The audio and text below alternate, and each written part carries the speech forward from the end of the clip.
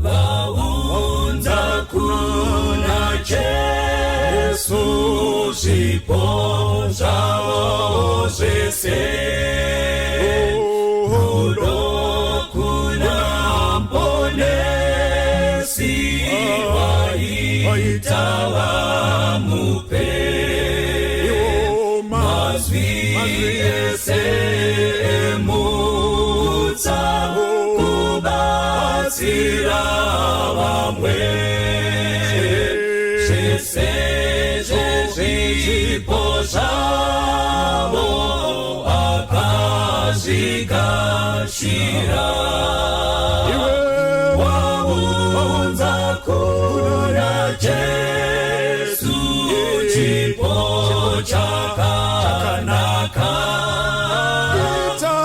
itandako pamoyo pamakumbo ako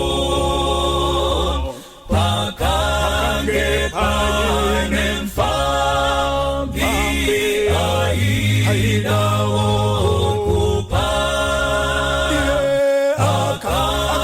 akaonawo zvipo zvaipatenzi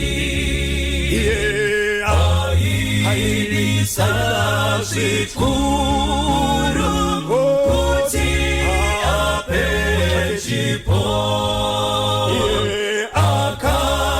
akamirawo pedyo asina nechiro vaunza kuna Jesu chipo chakanaka itandako pamoyo pamakumbo ako achema atitezi ndimi munemutsa tora zvese ndinazvo nemoyo wechivi Jesu akapindura chikuru chipo chako kupinda zvimwe zvese zvaunza kuneni waunza kuna Jesu chipo chakanaka itandako pamoyo pamakumbo ako waunza kuna Jesu chipo chakanaka itandako pamoyo pamakumbo ako itandako pamoyo pamakumbo ako itandako pamoyo pamakumbo ako. Toda kutenda Mwari nenyasha dzavatiitira kuti tipinde musabata tiri vanopona. Toda kutenda Mwari nevamwe vanoratidza kuti vatevera tinokuchingamidzai Mwari vakuitire zvakanaka apo tinoshumira pamwe chete. Toda kuva nechidzidzo rimwe ramazuva Peter unotiyo zvino hama dzangu handingaregi kukuudzai zvinhu izvi kukuyeuchidzai zvinhu izvi kunyangwe muchizviziva uye makamira makasimba pazvokwadi yamakagamuchira. Munamato wangu ndoti patichabata ndima dzatagara tichiziva Mwari asvosve mwoyo yedu atisumudzire munzira yakaperera. Revelation chapter 14 verse 6 kusvika 7. Zvino ndakabona mumwe mutumwa achibhururuka pakati pedenga. All right. Ane ivhangeri isingaperi. Kuti aiparidzire vanogara panyika. Right. Namarudzi ose, nendudzi dzose, nendimi dzose navanhu vose. Zvikanzi ndakaona mutumwa aiva achibhururuka mukati mechinai medenga aine ivhangeri isingadini. Aiwatitaurirane ndoda mhinduro. Aine vhangeri isingadini, vhangeri isingaperi, kuti aiparidzire kune vanogara panyika. Aiparidzire vanogara panyika. Sumuzai maoko tivone vanogara panyika. Hallelujah. Number 2, aiparidzire futi kupi? Zvino ndakabona mumwe mutumwa achibhururuka pakati pedenga. Ndakabona umwe mutumwa achibhururuka pakati pedenga. Ane ivhangeri isingaperi. Kwa ivhangeri yakanga anayo haiperi. Kuti aiparidzire vanogara panyika. Vhangeri yakanga iri yevanogara panyika. Namarudzi ose. Ayo ndoda kumbobvunza ini. Masabata tinogara panyika here? Number 2. Namarudzi ose. Tine makaranga, mazezuru namashona here pakati pedu? Nendudzi dzose. Zvikanzi nendudzi, tiri pakati pendudzi dziri pasi pezuva here? Nendimi dzose. Zvikanzi nendimi dzose. Navanhu vose. Navanhu vose. Akati nenzwi guru. Akati nenzwi guru. Ityai Mwari. Ityai Mwari. Mumurumbidzei. Mumurumbidzei. Nokuti nguva yake yokutonga yasvika. Zvikanzi nemhaka yei nokuti nguva yake yekutonga yasvika. Namatai iye. Zvikanzi namatai iye. Wakasika denga nenyika. Anonamatwa Mwari. Hatimunamatiri kuti taporeswa. Hatimunamatiri kuti tawana fuma. Hatimunamatiri kuti tave nedzimota. Hatimunamatiri kuti tavaka dzimba. Hatimunamatiri nokuti taone varoora nevakwasha. Hatimunamatiri zvimwe zvakanaka zvose zvaanotitira. Chinhu choga chatinonamatira Mwari, whether tapora kana kuti hatina, whether atibatsira kana kuti hana, tinomunamatira kuti ndiye akasika. Iyo yakanaka hereyo. But pane phrase yandivhundusa pamusoro apo inoita seyakafanana nedzimwe dzose dzatatironda, asi yakatosiyana. Zvikanzi vhangeri ngariparidzwe vanogara panyika. But uchiona kuti pamaphrase amwe ose anoita seakafanana. Phrase mubhuku razvakazarugwa rekuti vanogara panyika, it sounds more technical than general. Nemhaka yei zvakazarugwa 3:10 iyi haine ninyi yedu tongopfurapo napo. Zvakazarugwa 3:10 inoti kudini? Verse 10. Right? Zvawakachengeta shoko rokutsungirira kwangu, Fambisa. ndichakuchengetawo panguva yokuidzwa yoda kuuya panyika yose. Famba. Kuidza vanogara panyika. Zvikanzi nguva ino iri kuda kuuya inoidza vanogara painai, vanogara panyika. Indapa vhesi rinotevera zvakazarugwa chapter 6 verse 10. Verse 10. Aha. Verenga. Vakadana nenzwi guru vachiti. Vakadana nenzwi guru vachiti. Tenzi mutsvene wazvokwadi. Come on. Mucharega kutonga vanogara panyika nokuvatsiva ropa redu kusvikira rini? Ava vatsvene ava vari kuti imi tenzi mucharega. Come on, verenga dzokoro dzatoni. Vakadana nenzwi guru vachiti. Vakadana nenzwi guru vachiti. Tenzi mutsvene wazvokwadi. Tenzi mutsvene wazvokwadi. Mucharega kutonga vanogara panyika. Kozova riniko musati matsiva ropa redu kusvikira rini? Kozova riniko musati matsiva ropa redu? In other words, vatsvena vari kuti imi tenzi ava vanogara panyika muchatsiva zvavakatiita kusvika rini? Verenga iwe tozozvironda mberi. Chapter 13 verse 8. 13 verse 8. Vose vanogara panyika vachachinamata. Zvikanzi ava vanogara panyika chichienda panotevera vachanamata chikara. Vanogara panyika vachanamata chikara. Vari kunzi vakanzi vaparidzigwe vhangeri ndeavo vanogara panyika. Ifi kana kuri kuti muna zvakazarugwa vanogara panyika, it's a technical term. Zvichireva vamwe vanhu vanopesana naMwari pakurarama nokubata kwavo. Verenga. Zvakazarwa 17 verse 8. Right. Chikara chavavona chaivapo hachichipo.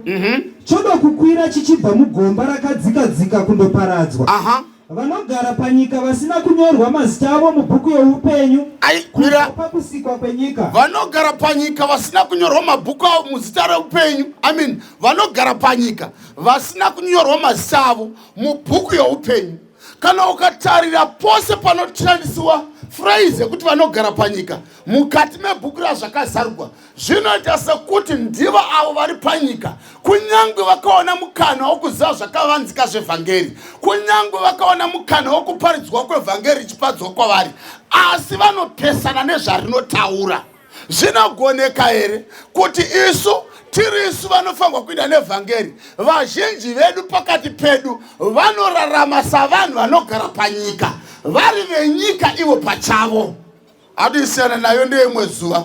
Zvakazarurwa chapter 14 verse 6 na 7. Zvikandi ndakaona mutumwa achibhuruka mukati medenga ane ivhangeri isingaperi kuti aiparidzira vanogara panyika. Zvikanzi akadaidzera nenzwi guru akati, ityai Mwari nokuti nguva yake yekutonga yasvika. Mwari atibatsire. Ecclesiastes chapter 8 verse 11. Kutongwa zvakusingakurumidzi kuvuya pamusoro pebasa rakaipa. Zvikanzi kutongwa zvakusingakurumidzi kuuya pamusoro pebasa rakaipa. Mwoyo yevanakomana vavanhu inotsungirira kuita zvakaipa. Munoziva kana kuri kuti kana kune nguva yataona mwoyo yavanakomana vavanhu navanasikana vavanhu vachitsungirira kuita zvakaipa, hakuna nguva inodarika mazuva edu. Kana Sodoma neGomora rakanga chiricho chitishi chedu patiri kuti uipi unofanirwa kusvika, naMwari mupenyu paSodoma neGomora takatodarika tikapfuura.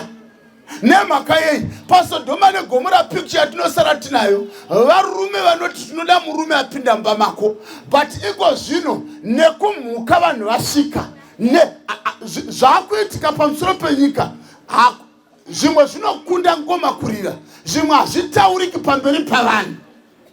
Ndatarira musi uno isu tongoziva kuti Mwari akagadzira jenda mukadzi nemurume period, vanhu vaviri ava.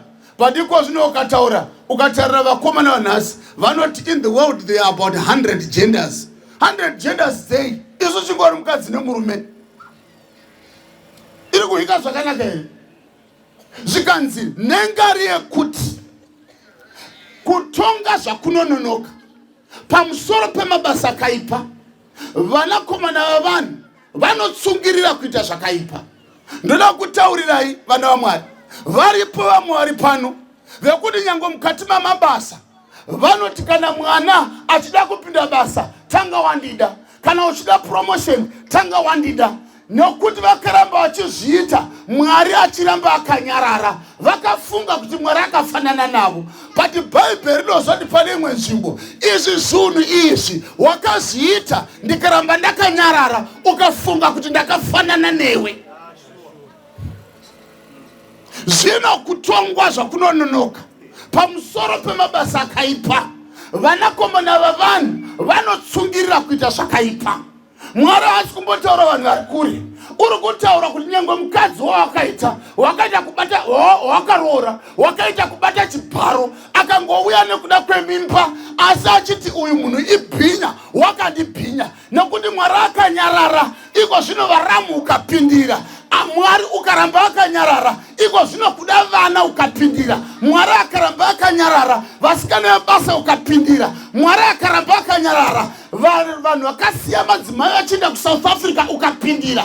Mwari akaramba akanyarara, iko zvino hatizivi pawasvika, pashirikadzi wapedza. Zvikanzi zvino vanakomana vavanhu zvakutonga zvakunononoka vanotsungirira kuita zvakaipa. Ndoda kukuudzai vana vaMwari, ukaona Mwari akakunyararira, kunyarara kwake kuti kuda ungatendeuka, iri kuika zvakanaka here? Verenga vhesi rinotevera shamwari, Acts chapter 17:31. In fact, iwo hakonongokupa bonus yamahara. Habakkuk chapter 1, inda unondiverengera kubva pavhesi, unoverenga vhesi 4 inogona kundipa zvandinoda. iwe verenga yako iwe. Nokuti wakatara zuva. Nokuti akatara zuva. Rachatonga nyika naro. Unoziva Mwari azorambe anyerere. Zvikanzi akatara zuva raachatonga nyika naro. Nokururama. Nomurume waakagadza. Ndosakaona kavhangeri rataura rengi rozi yabururuka muchadenga. Zvikanzi senjilautorekanisani ndosakaona vhangeri ratiro, vhangeri risingaperi yati ityai Mwari nokuti nguva yekutonga kwake yadinai yasvika. Apa zvikanzi wakatara zuva rachatonga nyika naro. Achatonga nyika inokururama. Nomurume bata zvakanaka, achatonga nokururama. Hapiwi fufuro. Murume achatonga nyika uyu haagoni kupiwa nechesi nepasi petepo nemhakei uchaitonga nokururama. Hapa kugobva ati kudi iwe wambopiwawo mbichana. Vhesi ya4. Saka murayiro hauna simba kururamisira uchaonekwi. Nokuti vakashata vakakomberedza vakarurama. Zvikanzi kururamisira vamwe kunongoonekwa kwakadiwa navaMwari vakarurama kwakaminama. Pana masabhuku, pana akagura minda yeshirikadzi dziri pano. Mwari akaramba akanyarara. Zvikanzi murayiro hauchisina simba. Varipo pano shirikadzi anherera dziri pano vakatoregwa ng'ombe mumatanga nehama dziri pano. Mwari akaramba akanyarara. Dziripo shirikadzi dziri pano dzakapisigwa dzimba nevanhu vakanditerera. Mwari akaramba akanyarara. Kune vana vane maausasi pano vakabakwa chibharo nevanhu vari pano. Mwari akaramba akanyarara mukati memabasa. But zvanzi wakatara zuva raachatonga nayo nyika nokururama. Mwari ngavongwe uchatitonga nokururama. Ndoda kukuudzai ini ndakatozviudza kuti Mwari ndikashayikwa kudenga, Mwari vandiitira favor nokuti matsotsi hawanikwi kudenga. I'll be miserable ndikawanikwa kudenga ndiri tsotsi. I'll be very miserable. Kana ndiri mufundisi anapota chimbomwakadoro kuti ndiuye ndiparidze, I'll be very miserable nokuti chingopisa hachiwanikwi kudenga. Zvikanzi wakatara zuva vakomana uchatonga nyika nekururama. Chinorwadza uyu uchatitonga akapfugama muropa rake achiti ndakaita zvose kuti mupunyuke mudzimigwe zvivi zvenyu. Ndaive ndine hasha ndakakutarirai pamaita zvose muchigocha zviropa zvavana, muchisina matumbu avana muchigocha semunogocha yeng'ombe. Zvikanzi ndakaramba ndakanyarara. Ndikati Mwari zvikada vangatendeuka. Iwe verenga vhesi Mavesere 96 verse 11. Ekaka kudenga ngakufare. Nepasi ngapafare kwazvo. Gungwa ngaritinhire. Zvikanzi negungwa ngaritinhire. Nezvose zviri mukati mazvidhambakuru, matatya, madzetse namagwereveshe. Zvikanzi namakarwe. Zvikanzi zviri pasi pazvo nemiramba ngazvifare. Sango ngarive nomufaro. Zvikanzi nesango iri ratadai kusvibisa iri. Zvikanzi ngarive nomufaro. Zvose zviri mukati maro. Zvikanzi nezvose zviri mukati maro. Ipapo miti yose yedondo ichaimba nomufaro. Iwa pamberi paJehovha. Inzwa. Nokuti unobuya. Zvikanzi pamberi paJehovha nokuti unobuya. Nokuti unobuya kuzotonga pasi. Zvikanzi chaari kubuya ari kubuyira kuzotonga pasi. Picture yamapisarema haisi picture yaMwari achiuya pasi poga, asi ndi picture yaMwari achienda pamberi pechigaro chaMwari. Inobuda pachena taenda pana Danieri. Titozere vakomana. Zvikanzi uchauya kuzodini? Verenga zvakanaka phrase yekupedzisira shamwari. Uchauya kuzodini? Unobuya kuzotonga pasi. Uchatonga nyika zvakarurama. Uchatonga nyika zvakarurama. Ndudzi nokutendeka kwake. Ndoda kutaurirai.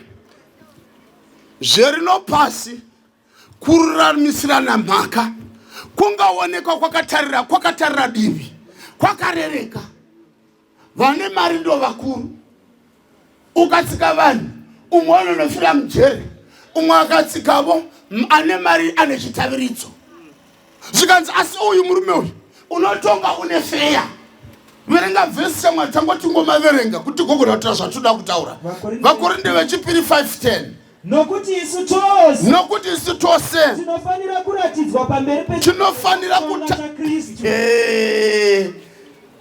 Tose tinofanirwa kuratidzwa pamberi pechigaro chaKristu chokutonga, kuti mumwe nomumwe apiwe zvaakaita nomuviri. Ndoda kutaurira vana vaMwari, hakuna anopindurira vamwe. Umwe neumwe uchazvidavirira nezvaakaita nomuviri. Sezvaakaita achimbomira timbotasamura ipapa. Nyaya dzoruponeso vana vaMwari hadzinei nemhuri. Nyaya dzoruponeso hadzinei nekuti kunosuma vana baba. Ini ndinoshamisika kana vanhu voda kuponeswa kuti anoda mbonobvunza kumusha, ndoda mbonobvunza vamwene kuti ndopapatidzwa here. Asi pandakaputa mbanje handina kuudza Akimu baba vangu kuti ndoputa mbanje, handina kuudza Jona sekuru vangu kuti ndoputa mbanje, handina kuudza vekwedu kuti ndoputa mbanje. Ndakangomona mutsanga navashamwari vangu, handina kukonsauta. Pawakamitiswa hauna kunokonsauta mai. Zvongokurona paruponeso ndopanoda kugarira dare. Kubvunza ndangoti ndipfure nepo. Nyaya yekuponeswa wana baba, nyaya yekuponeswa wana mai, mazvake umwe neumwe unonozvidavirira pamberi paMwari sokubata kwawakaita. Hei, zvikanzi nemuviri wako kune shirikadzi dzawana kuchonyewa nana Eridha mukati mechechi.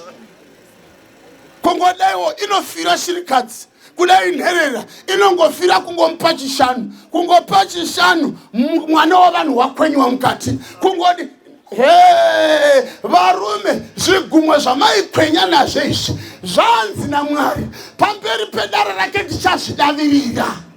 Apa hatipapunyuke apa zvatakaita nomuviri. Come on. Sezvaakaita kana zvakanaka Mwari ngavongo tine zvakanakawo zvatakaita nemiviri. Amen. Kaka pafea pangotauke zvinovava nezvinozipa zviripo. Pane vafana vakasumukira vakuru mukombi kuti vaone pekugara.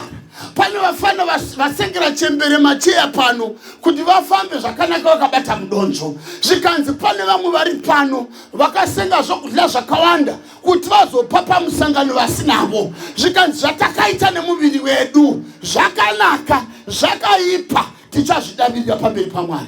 Ndondiverengera shamwari Romans 14:12. Verenga iyo. Naizvozvo mumwe nomumwe wedu uchazvidavirira kuna Mwari. Inzwa.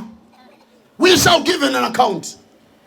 Nyaya dzedu idzi vakomana idzi unoona kana uchiona zviitika. Pane vana vakapedzisira varesigna. Mwana airida basa repachigayo chokwenyu, but mwana akapedzisira arisiya. Nyangwe kumbakwa kune shirikadzi yaidavo chokudya nechokupfeka nechokufusimira. Mwana akati zviri nani ndisiye nokuti izvi hazvichaitishi. Kune vakomana veng'ombe vakati yowekani ndapara yei kusvika asiya akati inini changu kufudza ng'ombe zvondoita nababa panopamba futi here. Akasiya basa. Zvanzi tichazvidavirira. We shall give you an account. Idzi nyaya idzi dzimwe dzinoita sedzakarova asi naMwari mupenyu. Human minds may forget, but God will not forget. Verenga shamwari. Matthew 12:36. Kaka ndinoti kwamuri imi shoko rimwe nerimwe risina maturo rakarebwa navanhu. Inzwa unzwe mwana wamai. Zvanzi shoko rimwe nerimwe rakataugwa navanhu risina maturo. Vachazvidavirira. Mira ndoda kutaura rinoyera apa. Kwai shoko risina maturo. Nhasi chaipa ndechekuti uyu mwana arogwa nemwana wako, nhasi auya nemwana wake, ndo zvangoipa izvozvo. Asi vako vakaenda wani vose dziri mvanasi dzisina vana. Mwana wavanhu uyu ndio aipa. Kwewo hauna kuya nemwana wako uyu ndio aipa. Musatitaurisa zvinoyera imi. Chanyanya kushata akati mvana asi mukadzi ndiani. Shoko rimwe nerimwe rakataugwa navanhu risina maturo tichazvidavirira pamberi paMwari. Chiroti Francis kuti nyadzisa kwera chirorana nemvana washe wasikana. Chipo kuti nyadzisa uyabuya ngemushina lapha ukuthathwa leshina lapha abantu bamawe besigundwaneni uyasiyangisa uyasilethela idoti lapha ekhaya akakuza ndoda kutaurira imai kana tasvika parutongo muchagwara mugofeta mugoita maausaimi nemhaka yei vakawanda vanovenga mashona vasingatozivi kuti havasi vana vababa vavo vavanoti baba vavo havasiwo baba vavo utori mwana wamushona aifudza ng'ombe kwenyu kubhuruwayo aikasvo bhaibheri rino ingowani muimbi wekwedu unotaura zvakavigwa zvichaoneswa apota ndapakutongwa zvemumoyo tichazviona apota pin apo mambo apinda kuzotitonga tichamira senyi apo mambo apinda apo mambo apinda kuzotitonga tichamira senyi apo mambo apinda. Ndoda kukutaurira vana vaMwari kana uchivenga mashona zviri nani utomada nemhaka yei at least kudenga mashoma made pano panyika upinde kudenga mashoma kana uchivenga mandevere chitomada pano nokuti kudenga mashoma kana uchivenga mapostori nemaroma made pano nokuti kudenga at least mashoma kana uchivenga masabata made pano nokuti kudenga ndo akatonyanya kuita mashoma wakapiwa zvizhinji kwavari zvizhinji zvichatsvakwa tiri tose here vana vaMwari pamavhesi rangu rangu wachirava ndinoti kwamuri shoko rimwe nerimwe risina maturo rakarebwa navanhu risina maturo mira shoko rimwe nerimwe risina maturo rakataurwa nomunhu izvezvi so unotona mai mutungamiri wedhoka chai achitaura shuwa kuti chinguva ng'ombe dzedu dzakaenda ukaona Josephat akanobhadhara dzose dzakakwana iko zvino namanje hapana kana mwana unobuda kunotitsvakira marara omuroora shoko rimwe nerimwe rakataurwa nomunhu risina maturo zvanzi neshoko raMwari tichazvidavirira kwaizvezvi unoita sekuronza wakarasa chibereko namakoko asadza kutaura rutsikoko zvikanzi shoko rimwe nerimwe ramakataura risina maturo izvezvi unoziva kune shamwari dzangu dzataisipa nadzo tiri vadiki vaiva nekanziyo kakati kana ndikafunga baba namai ndochema amai we ndochema iwi amai we ndochema amai we ndochema nemhaka yei everyday vaikara vachiudzwa handisi ndakati mai ako afe zvikanzi imimi mamashoko munotaurira ende imi ndimu mapedza kutaura mashoko anovava akadaro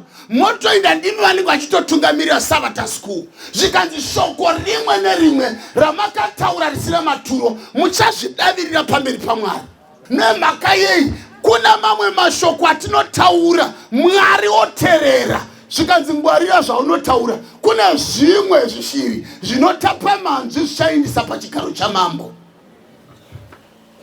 kandisiyane nazvo tisiyane kwatinotevera handemberi nokuti namashoko ako ucharuramiswa namashoko ako uchapurwa yapera ida kune inotevera tingopedza zvedu Muparidzi chapter 11 verse 9 fara hako iwe jaya uduku wako fara jepo uduku wako moyo wako ngaukufadze moyo wako ukufadze famba nenzira dzomwoyo wako napakuona kwameso ako asi uzive kuti Mwari uchazokutonga pamusoro paizvozvo zvose. Unoona, inini vanondigwadza havasi majaya anofamba nenzira dzavo, but vanoshungurudza mweya wangu ndeavo vekuti kana majaya aita upenzi, ivo vachitya Mwari mukati memba yavo, vanotsigira upenzi hwamajaya kwavo. Ndokuisa zvakanaka. Zvikanzi asiwa jaya, fara hako pabujaya hwako, asi uzive kuti pabasa rimwe nerimwe Mwari uchazokutonga. Indaba vhesi inotevera shamwari. Nokuti Mwari uchatonga basa rimwe nerimwe. Mwari uchatonga basa rimwe nerimwe. Pamwe chete nezvose zvakavanzika. Uchatonga pamwe chete nezvose zvakadisanganira Mwari. Zvakavanzika. Aiwa taura inini zvakadini? Zvakavanzika. Kunyangwe zvakanaka, kunyangwe zvakaipa. Zvikanzi kunyangwe zvakanaka, kunyangwe zvaka, uchatonga mabasa akavanzika. Ndoda kutaurira, ini ndichatozonotenda kuti shuwa ndiri mwana wakwamavesere kana ndaponeswa. Iyo effect iyo. Dzimwe inodzera mafananiro andakaita nababongo havudhonzi. But ukatera zvatiri kuona mazuvano, uchatoona kuti shuwa ka arikandisa naye. But zvanzi uchatonga mabasa akavanzika. Korona munhu anoera tenda Mwari murora akatoya nemwana wake. Ndokutaurira tenda andotorevesa akatoya nemwana. Kana dai Mwari aida kuisa mhai zvenyu zvamakaita kubva paumandara, kana aizviisa pachena so, naMwari hapana aigona kumira.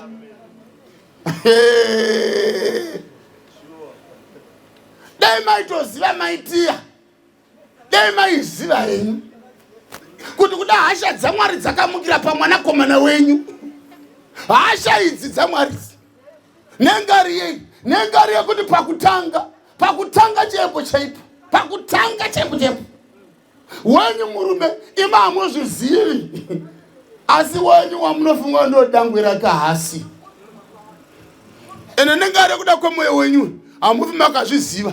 Saka muri kutopopotera muroora musingazivi kuti ne vamwe 5 vanotori vakatozorogwavo sekurogwa kwakaitwa muroora uyu. Saka murume wenyu manje makapiwa muroora akadai zvikada kuti Mwari amurangaridze kuti une vamwe vanavo. Tarira mwana uyu wakauya nemwana wake akatochengeta mwana wake, ko iwewo sei ucharipinda sei denga une vana vari musango vausingachengeti? Munhu akasikwa nemufananidzo waMwari unoti handichengeti mbwa pamba pangu, unoisa mbwa iwe? Mwana uyu akazvagwa akakontributa chii pakuzvagwa kwake? Dai wakanga uriwe waingafara here uchinzi handichengeti mbwa pano? Akungovhunza. Zvikanzi asi Mwari haazorambe akatarira akaramba akanyarara, haazorambe akanyarara. Ndosaka bhuku yataura zvikanzi basa rimwe rakaitwa nomunhu rakanaka rakaipa tondozvidavirira. Chashamisira chi? Kono watu ene maulcers ne BP, mwana mudiki akaita sewe, ene murume wako yakangonyenga hana zvakaita zvimwe, ukatobata ichiri message pasina kwamboendwa. Nanhasi unongouya kungangonzi kupura bendi vasikana nombura kuti namatiro ndikati kana murume wako so zvakaita zvinhu ndikazvifunga ndowakumwe wangu kwanisa mufundisi angouya zvandikati kana murume wangu so ndikazvifunga mufundisi ndowamwe wangu kupatsa vatiti vangosvika zvandakatiwa neazvanzenyu ipapa patova ne10 years year in year out. Chero wawaona unomuudza. Kuzoromonike chashamisira pamurume wako chi? My point handisi kuti varume ngavaite small house, no. Ndiri kuti dzidzavo kuregerera. Satani achiri mupenyu, hatozvidiwa uyu. Dzidza kuregerera. Unoona mweya watinawo kusaregera, ungati hatinombotadzira Mwari. Dei zvedu zvakaitika pakavanzika Mwari waingozviti bha. Our attitude towards others will change. There's no righteousness by marriage. It's called righteousness by faith. Kurama kuwina kuchata mai kunauya ndotovesa kwemi zvamunodla imi zvamunobache gumi chamwari 1 dei akakurirambai muri mupenyu dei pose pamunodla chigumwe 1 dei chaidona dei muchine zvigumweni. Ndiri kungoti mimi munobira Mwari, iye akabira muchato wenyu. Saka ndiri kuti regererai, hativi nemwoyo murefu kuna vamwe. Regerera. Enda kutaurira kusaregera kwatinoita. Unozi regerera nai. Unoza kusaregera kutadziraka. Zvakafana nekudhudhudzira bhodhoro reroga nerakasanganiswa netsaidhoni nemushonga wamakonzo. Ofunga kuti umwe achafa uriwe wamwa. Regerera, learn to forgive. I understand. Ndinozvigwisisa kuti it's not easy to forgive. But hati regerera nei. Nemake tiri musame WhatsApp group. All have sinned and come short of the glory of God. In fact, wanaona ukanganisiraka. Unofunga kuti Mwari ndakutonovhota, ndotonoregister. Ukangona munhu akutadzira, Mwari zvaandaitikwa zvinondigumbura izvi. But ndavona kuipa the sinfulness of sin. Ndavona uipi hwechivi. Saka ndinovhota kuti Jesu ngaave mambo. Ngatonge nekusingaperi. That must be the Christian attitude. Iwe ndiverengerwa mirire kwewe. Daniel 7 verse 9. Ekaka. Ndikaramba ndakatarira. Kusvikira zvigaro zvoushe zvagadzwapo. Mumwe wakakwegura pamazuva ake agarapo. Mutara ndokubva agarapo. Mwoyo yake yakanga yakachena sechando. Nowa.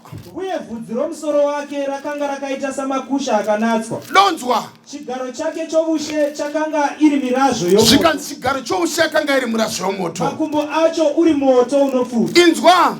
Rwizi rwemoto rwakanga ruchibuda ruchibva pamberi pake. Inzwa. Zviuru nezviuru zvakanga zvichimubatira. Uye pamberi pake pakanga pamire zviuru zvine gumi zvezviuru zvine gumi. Famba shamwari. Kutonga kukatanga. Bhuku dzikazarura. Nyaya yatotaura haina kutanga nhasi.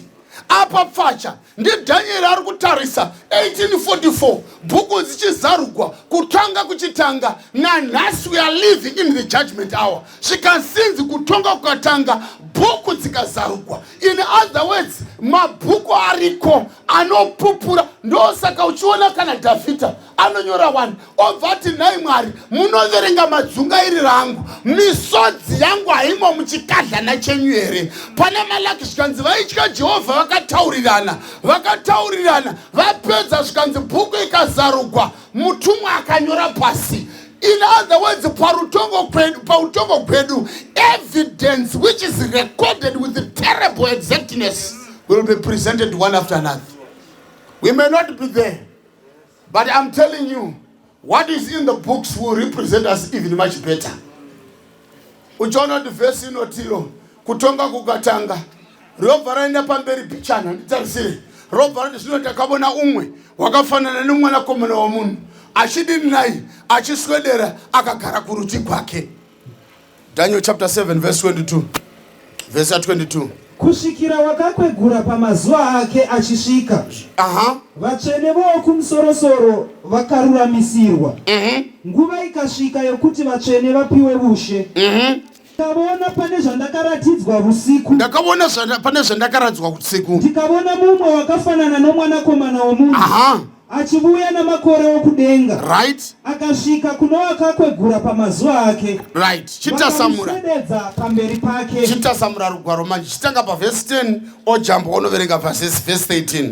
Verse 10. Rwizi rwemoto rwakanga ruchibuda ruchibva pamberi pake. Right. Zviuru nezviuru zvakanga zvichimubatira. Uye pamberi pake pakanga pamire zviuru zvine gumi. Zviuru zvine gumi. Kutonga kukatanga. Bhuku dzikazarugwa. Come on, verse 13. Ndikaona pane zvandakaratidzwa usiku. Ndikaona mumwe wakafanana nomwanakomana womunhu. Achibuya namakore okudenga. Come on. Akasvika kuno wakakwegura pamazuva ake. Osha. Vakamuswededza pamberi pake. Akapiwa simba. Nokubwinya. Noushe. Kuti vanhu vose namarudzi ose namarimi ose vamushumire. Inzwa. Simba rake rovushe isimba risingaperi. Inzwa. Risingazopfuuri. Vuye vushe hwake havungazoparadzwi. Inzwa umambo hwaMesiya. Na uchicha tawona zvikanzi kutonga kwakatanga, bhuku dzikazarurwa, zvikanzi taudzwa pokutanga, zvikanzi takaona mukuru wamazuva, zvakazarurwa kuti he is the ancient of days. Achibvira kuna Mwari Baba, mukuru wamazuva. Kana achiti mukuru wamazuva, haasi kureva vachiverenga makore ake, ari kunzi kana tingaverenga makore ose angaverengeka, kusvika panogumira akamisidzana nawo iye mukuru kudarika mazuva. He is the ancient of days. Wakakura kudarika nguva. In other words, kukura kwake hakuverengwi nenguva, nokuti nguva inoverengwa chibva muruoko kwake. Zvikanzi iye akagara, saka ndimudhara akagara apa, Mwari Baba. Zvikanzi tikabva tazoona mukomana achisvika, but pakusvika kwake akasvika namakore. Ndobva ndafunga, unoona nyaya iri kutaurwa mberi kwenguva isati yaitika. Rangarira bhuku yakati chinyogwai pakupera kwayo pachapter 12. Zvikanzi kana uri siwe Daniel, inda nenzira yako, nokuti panguva yekupedzisira zivo ichawanda, vanhu vachamanya uko nekoko, zivo igowanda, running to and from, vachikombera Old Testament and New Testament, running to and from, vachitarira mascroll vakaribhedhenura vakamhanya kuna Isaiah ko, vodzoka voverenga kwainotanga, comparing running to and from, comparing the book of Daniel and the book of Revelation, running to and from the movement of the eye pamapage eBhayibheri. Zvikanzi vanhu kana vadzokera pashoko raMwari, zivo ichawedzera. Zivo ichawedzera. Zvikasinzi pano. Mukomana miya. Saka tiri kuudziwa. Zvikanzi ndenguva yekuguma. Chibhuku ichi ndobva chavhagwa pana zvakazarurwa. Ndo chibhuku chokutapira, ndobva chava mudumbu. You remember the story. Ibhuku yaDaniel. But inzwa pandinoda, ndepekuti nyaya idzi dzakataurwa dzisati dzaitika nekuti chiprofita. Inyaya ipi? Ndeupi unouya pamudhara namakore? Zvikanzi zvino imi varume veGarireyi Acts chapter 1. Makamirireko makatarira kudenga. Iyeyo Jesu watogwa namakore, sekumuona kwamaita achienda, uchaburuka zvesa izvozvo. Saka paanosvika, vakomana vanoziva kuti vacharava, vachada kuzohwisisa, nokuti vanenge vakonekta neNew Testament. Saka hatauri kuti akasvika navatumwa, vakauya kuzomutambira achibva pano pasi. Zvinonzi wakasvika namakore, akagadzikwa kurudyi kwaThe Ancient of Days. Ndiani mukomana uyu? Ndi Jesu. Wakapiwa kuti ashumigwe, wakashupiwa zvikanzi umambo hwake hunogara nehusingaperiperi, nekusingaperiperi. Ndeipi nyaya iri kutaurwa apa? Ndiyo yakanyaya yaitagwa in the days of those kings. Daniel, God of heaven shall set up a kingdom. Uchagadzira umambo husingapfuuri. Iye ndiye nyenye yekupenya mukati meguta iroro, nekuti hamupindi zvakaipa. It's a city free from disappointments. Saka panapa tasvikanzi kwai kutonga, but chinondifadza pana Daniel, zvikanzi judgment was given to the saints. Handanguva yekutsanangura apa. But hatindei pamberi, iwe wanotaurira kuti sei kwai vapedza kutonga, asi kune vamwe vanofanirwa kuyera vaona kuti kutonga kwamukuru kwakarurama here. Irega tisiye ndeumwe musi, asi hatiinde pavhesi inotevera. Vana vaMwari, ndoda kuti mundinzwise tichinje giya. Pose pandandiita sendinoshauta, kutaura chokwadi, dei ndaigona kutaurwa, dei ndaigona kutaura zvangu, zvinogona kuvava kudarika zvose zvinovava zvandazama kutaura. Ndati mubabate zvakanaka. Zvira kuti nyaya yeutongo ika inovhundusa tose, asi we can face judgment with confidence. Nengari yei, vakomana tinomurevereri kuna Baba. Aiwa verenga ikabhuku vakomana, ekaka 1 John chapter 2 verse 1. Vana vangu vadoko, ndinokunyorerai mwati kuti murege kutadza. Kana munhu achitadza, kana iwai aiwa, ndoda kuti Mwari akanaka. Mwari unoda vatadzi. Ayo ndokutaura, imi ndimi munotosembugwa navatadzi. Mwari unoziva maremero akaita kuramba. Aish, ndotaura ndikuliko. Ndatini, iwe ndiwe unosemburwa nomutadzi. But Mwari unotonyengerera vatadzi. Vanangu ndinokunyorera kuti murege kutadza. Hazvizivi kuti vari kutadza. Unotozviziva. Zvikanzi asi ndinokunyorera kuti murege kudini? Murege kutadza. Zvinoreva zviviri kuti anozviziva kuti vari kutadza. Zvinoreva zviviri kuti ari kuti chiregai kutadza. Ameno kana muri kuwisa pandokuzama kundanavira. God understands the plight of a sinner. Unonzwisa, unoziva ka tinokurumidza imi zvipopi hazvisvinuri musi umwe. Do you know that we are too quick to censure people? We are too. Nepa zingadi censure chaipo. Nepa zingadi fellowship fellowship avanhu. What have we invested in people? Musuno ndachitaura Elder Machando. Ndikati I'm starting a church inotanga na 3 kuitira vanhu vanoshanda nesabata vauye kuchechi iyoyo ndizovaparidzira simba raMwari rokukunda nokuti vakaramba tikaramba takavhara magedhe tichiti havapindi. Ndoda kutaurira chinopa simba rokusiya zvavari kuita ivhangeri razvokwadi muna Kristu. Nhamo yedu takafunga kuti vhangeri ishamu yokurova vanhu. Vhangeri haisi shamu chaedza chinotinangisa muruponeso. Ndedambudziko ravatadzi vasinganzwiri vatadzi. Listen, my point is anotiponesa wacho. Ndati vanhu ngavarege kuita zvavanoda muchechi reni. Ndati vanhu vasadiscipliniwe reni. Aiwa ndiri kungoti sometimes we are too quick to discipline. Zvipopi hazvisvinuri musi umwe. Give people room to grow. Kuva nendebvu hazvirevi kukura. Kuchena vhudzi hazvirevi kukura. Hamuoneri pamufananidzo womwana wedu kuti iye zera muviri wave zera rangu asi pfungwa dzichiri pazera iri. Ndo zvakafanana nekukura kwedu. Unomuruva achibhakira uchiti ari kurimbinyuka pamberi pavana musingazivi kuti aiwa hadzisati dzasvika pazera ramofunga kuti ave. This is a sure testimony.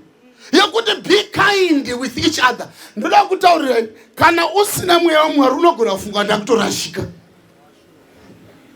Iva ino moyo murefu. Zvipopi hazvisvinuri musi mumwe.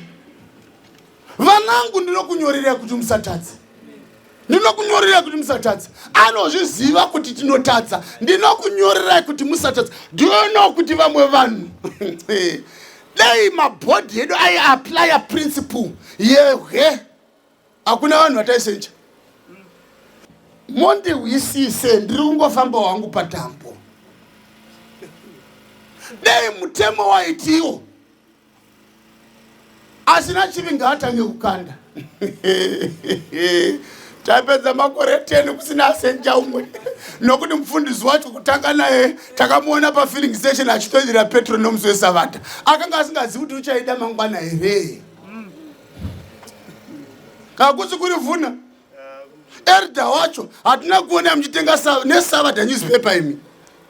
Chazo chamuzikira pachi. My point is church haisi shamu yokurova vanhu. Church is the theater of salvation. Chipatara chinotenda vanorutsa kuti vapinde torapa vodzokera kumba. Vane gwirikwiti vapinde torapa vodzokera kumba. Ndoda kuudza ukasandibata zvakanaka unosara wakarashika. Ene usazojustify kuti ndataura izvozvo kuti ufunge ini ndiri kutorevesa. Iva ino moyo murefu. I'm not more concerned nekusenja mwana apumitisa pachurch. I'm more concerned because ndotoziva kuti kana amitiswa so anofunga vanhu vachimuona akabata chitenda chimbisa. Imi. Havasi vose vana vedu vakamitiswa. Vekuti Mwari pachake tikamugadzika mubhodhi aisumudza ruoko kuti ngavasenjwe. You don't know what these girls have gone through. You don't know, you have no idea. You have no idea. Vamwe vachona so nanhasi atiziva nababa avo kuti ataure so ataure kuti ndakamitiswa nani hatauriki mani munhu uyu. You may laugh all you want, but it makes my heart bleed. You don't know their story. Nanhasi so nzikona musamubvise pasi peshamu. Musamubvise pasi peshamu. Musamubvise pasi peshamu. Kusika taziva kuti baba vacho ndiani. You don't know their story, man. Hamuzivi rungano govana. Ndatini vanhu vakacha musika wamuchichosa sedu hereni. Ndiri kuti be more concerned nekudzora mwana pana Jesu nokumutsigira. Saka semuhedheni. Mwana wako ndiyatenga midiswa. Zvinogwadza ndati hazvigwadzi. Pandiri kuti ini bhiko ndo inzwa ane benzi nyangwe makaranga chewani makaranga chewakatarwani ane benzi ndiana rake. Ane benzi ndiane rake. She is my daughter. I don't care what you think. Mungamusencha, I don't have a problem that kumusencha rudo after all. But what matters the most, kumudzosa kuna Mwari, kumeka sure kuti mwana haite a wrong decision. What will it profit us? To discipline a child and to lose a soul. Unoza kuna mwana wakaita msikanzwa so. Kata murisi elder so. Po vapfura paside so. Vapfura vachinda. Kutoziva kuti ropa raJesu resimba kupukuta vagwere, kupukuta vatadzi. Ndikuti inini listen mundi naye machando ndiri kukanganisa here. Ndaramba here inini kuti vanhu vasenjweni. But ndiri kuti inini vakakosha kudarika mutemo wekusenjana. Zvimwe zvakaitika majaya mucheche ndoda kutaurira mukazviitigwa mumirimi. Andikutorevesa. Ini ndinotazva ndoziva. Ndiri kungotaura kuti veliweka when we are dealing with an erring brother ngatiwedzerei nyasha pamusoro penyasha. Igamba rapfugwa muhondo hatiri kavi kuti wapfuri gweyi tunosumudza tonotiza naro tonopinda naro mundege tonorapira kumusha. Ndauti tibatsirane panapa kuti usari takamira zvakanaka nokuti ukapusa unofunga ndakudzidzisa heresi. Iwai munzu munozviziva here kuti musi uya wakazodzwa Jesu mafuta pamakumbo achipukudwa nevhudzi nemunhukadzi. Baba vaJudas, Simon the leper, ndobva vativo if this man was a prophet of God angasingabvumi kubatwa nemunhu uyu tsoka dzake. Muri kundiwa zvakanaka? Zvikanzi because she is a sinner. Mweya wechiprofita obva wati baba vaJudas ndo vakamubata vakamubvisa mumandara iye muzukuru wavo. Saka vaiziva kuti mutadzi mwana uyu aravidzwa upombwe ndobva akonewa. Saka akatenga kuita zvinhu zvakamugwadzisa paupenyu akavakikita akaita mweya yechina yakasiyana siyana yeupombwe nokuda kwababa vaJudas. As if is not enough. Zvikanzi Judas ndobva ati what a waste. Mari ide tatoshandisa zvimwe zvinhu pabasa raMwari. Zvikanzi asina John ndobva chanyora waida kuiba. Pakanobata Peter hove musuya uya hove yakangopinda hayo ngovaira. But chokwadi chaiko Judas wakanga wadla mari. Jesu akandikaidura iyi pane vamwe shuwa unotakwa navamwe navahwenda vamwe ndobva atonyarara. Jesu waifamba naJudas achiziva bugibidi hwake but akaita mwoyo murefu naye. All I am saying is let's be long suffering. Number one, let's be sensitive towards erring brothers. Because the Bible also says, all have sinned and have come short of the glory of God. Sanja isiyo nogeza mtadzi. Sanja chaita nekutakapuwa simbani sekereke. However, igezi mtadzi. Chinogeza mtadzi minamato ya vatsvene. Kuramba tichimushanyira tichimusimbisa. Kuti zvakaitika mwana. Tinokuda uri mwana wedu. Hatina kufara hedu nezvakaitika. Taive tichitarisira muchato mwanangu.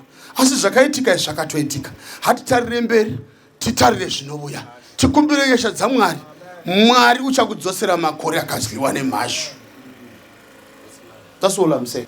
Varipo here vanoti Mwari toda kusukwa zvinhu zvedu. Toda kusukwa zvinhu zvedu. Sangano ngarisumuke patinoimbira zvinyoronyoro. Varipo here in fact sangano ngaringosumuka. Baba wedu mukudenga na mponesi wedu Jesu. Toda kutenda nesimba rimwe mutsvene rinobata pakati pedu. Toda kutenda Jehovha nokuda kwekuti imi Mwari mune hanya neupenyu hwedu. Tinotenda nemhaka yekuti mukwana kwenguva muchatonga nyika ino mukururama. Tingotendawo zvakare nemhaka yekuti hakuna chamunozoita pasi pezuva musati mayambira vanhu venyu kudzana varanda venyu vaprofita.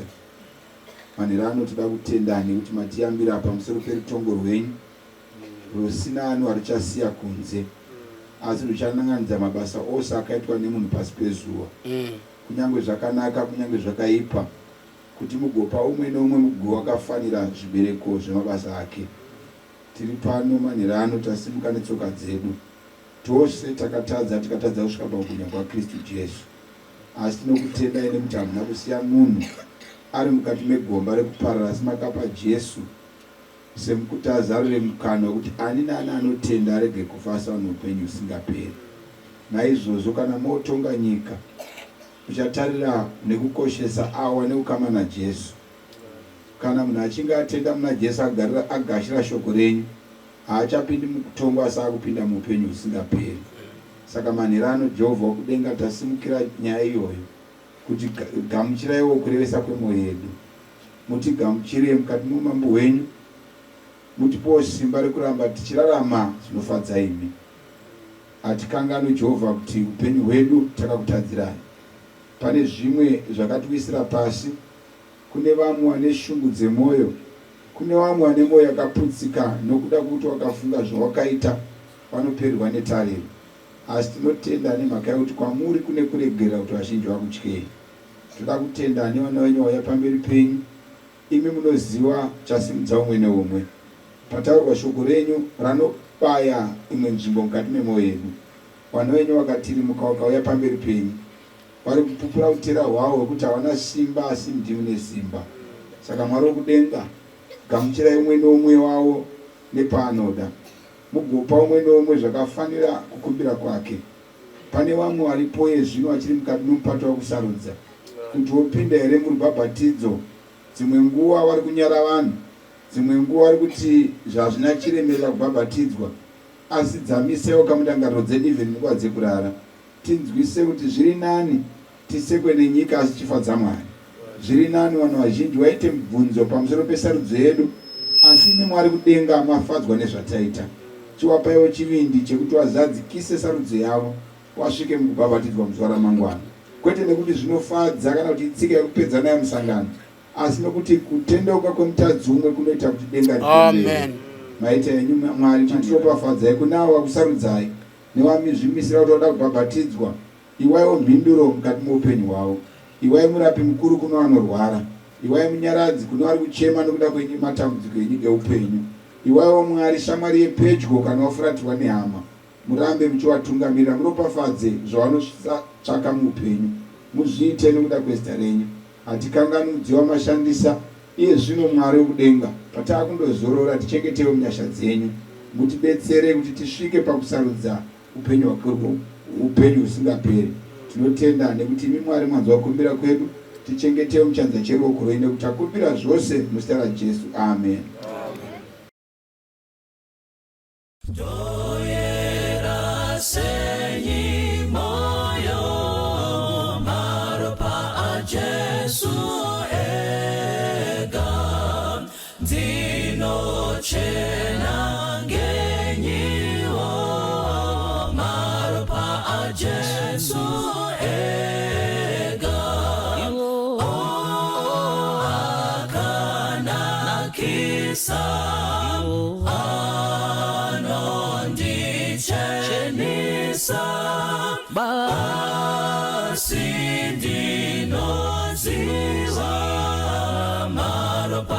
Jesu ega ndino sunungurwa ndi maropa Jesu ega ndino aona basi maropa Jesu ega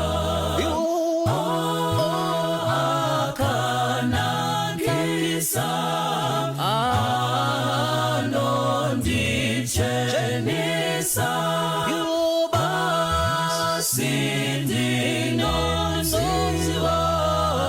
Maropa Jesu ega, hakuna chimwe chiro, maropa a Jesu ega, kurekera zvitadzo, maropa a Jesu ega,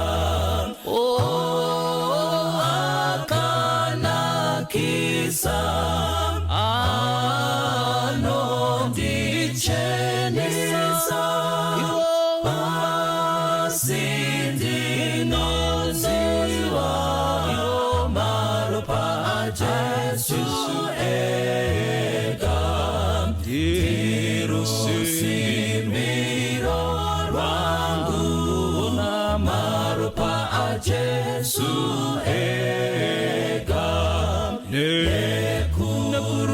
nekururama kwangu, maropa a Jesu ega, akanakisa